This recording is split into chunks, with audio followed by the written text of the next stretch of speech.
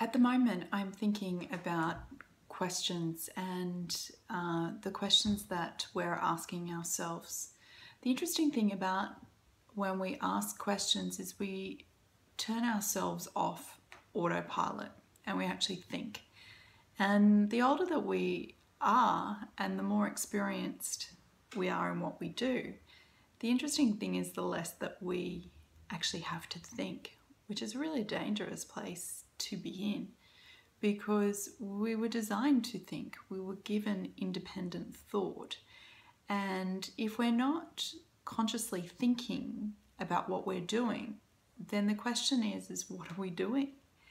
And this is a refreshing place to be in because it allows you to be okay with not knowing the answers to everything, which means that you have to be okay with the fact that you don't know everything.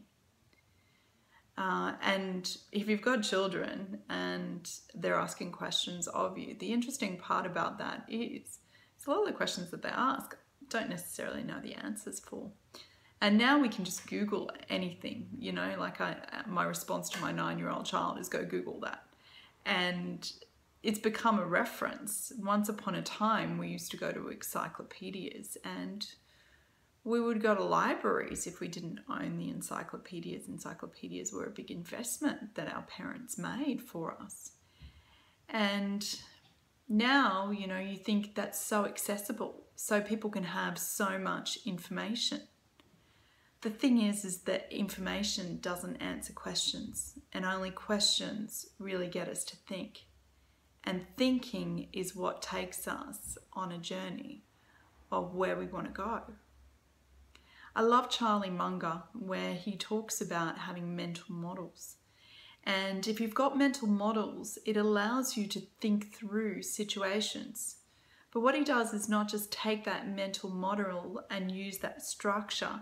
He takes that mental model and then he tries to apply it into different circumstances and see how that will help solve problems or help him make decisions. And this leads me from questions to decisions, which decisions are really important. So much of the time people are not asking questions, they're on autopilot, and then they're not making decisions, which decisions are choices that we make. And choices always have consequences with them.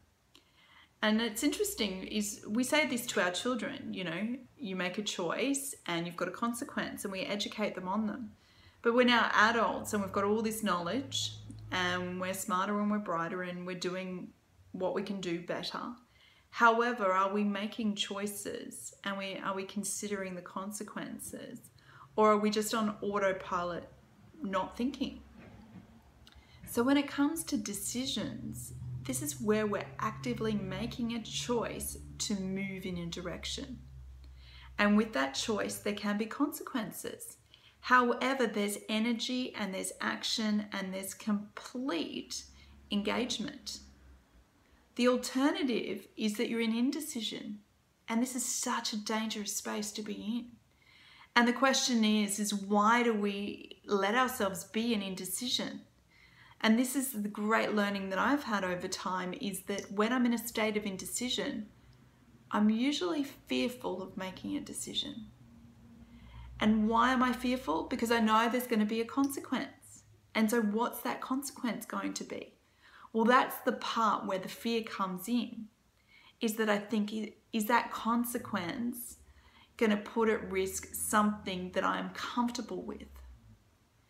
And yet, am I prepared to give up that comfortable, secure place, which is not where I want to be, to take a risk, make a decision, expose myself to a position of maybe making a mistake, maybe failing, however, taking myself more in a direction that I want to go? So the key is that if we're making decisions and we're asking questions, we're engaged. Now, we could fail and we can make mistakes, and that's okay, because that is life. Like, remember our children. What do we say to our children? You know, we know they're going to fall and they're going to get up. We know that if we do not encourage them to keep getting up when they're crawling, they're not going to walk. So why do we then think that we're not going to make success happen if we don't take these decisions on that have consequences that we're possibly scared of, because it's going to change our comfort zone? So it comes back to a couple of things. One, realizing if your life's not going the way you want it to go, it's possibly you're on autopilot, and you've got to accept, which is a choice and a decision anyway. If you're deciding to be on autopilot, you are making a choice. You are deciding to be where you want to be. So do you want to be happy with that decision?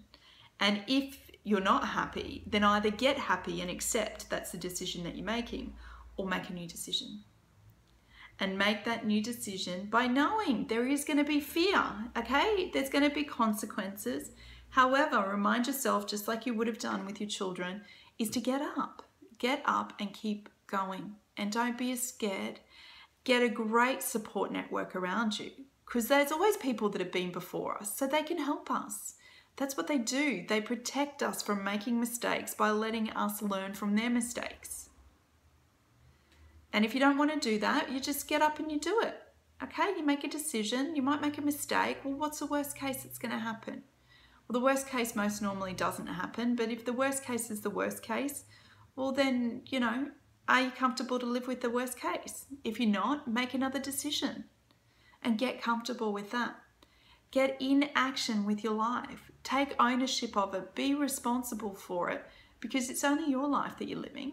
And know that there's plenty of people around you that are there to support you. And if you haven't got them, you need to go seek them out. So that's probably the first decision that you need to decide on, is who has gone before me, who can help me, who can protect me, who can I learn from. This is what a trusted advisor is about. It's about having a sounding board. It's about using resources. It's about what they don't know, what they will look for to find the answers for you. So it's asking them the question so that they then do the work that you're looking for to help you come back and make a decision that you can be responsible for.